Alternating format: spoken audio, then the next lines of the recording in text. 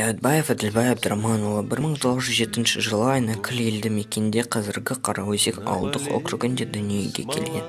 Әкесі Абдраман елге сыйлы, халықтың ауызбірлігіне, адал еңбекке бағышталған кісі болған.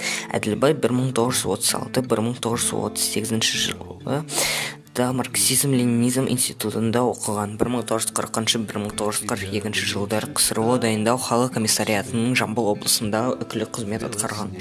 Ол партия қызметкеріне жеңілдік берілсе де, өз өтініші бойынша ел шетінде жау тигенде неге бұғып отырам деп отан құрау үшін 1942 жылы майданға аттанды.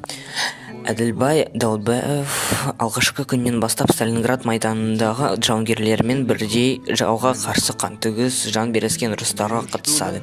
Бірнеше рет түрлі дәрежелі жарақат алып 1945 жылы еліне оралған.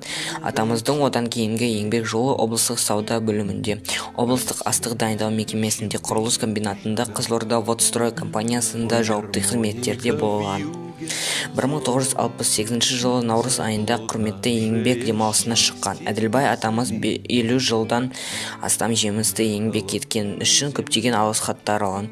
Қызыл жұлдыз орденімен марапатталған. Сөйтіп 11 мемлекеттік медальдармен марапатталып, көптеген алғыс хаттарға ие болған. Дәуітбаев Әділбай Абдраманұлы 2014 жылы дүниеден өткен.